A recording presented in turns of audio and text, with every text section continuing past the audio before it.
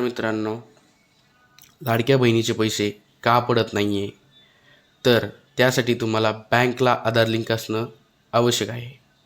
आणि ते आहे का नाही हे कसं चेक करायचं आहे ते आज आपण या व्हिडिओमधून शिकणार आहोत.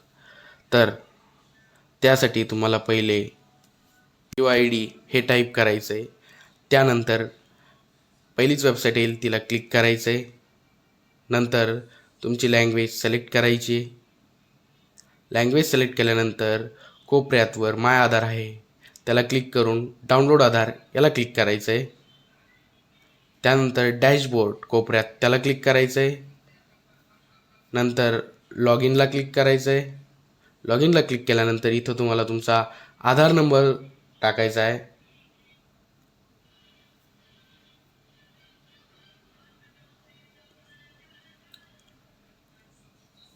नंतर खाली कॅप्चा टाकायचा आहे.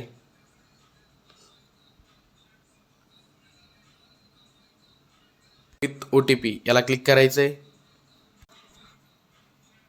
नंतर 6 अंकी OTP येईल तो प्रविष्ट करायचा आहे तिथं.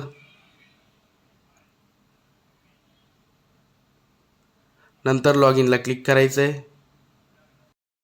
नंतर खाली बँक स्टेटस म्हणून आहे त्याला क्लिक करायचं आहे.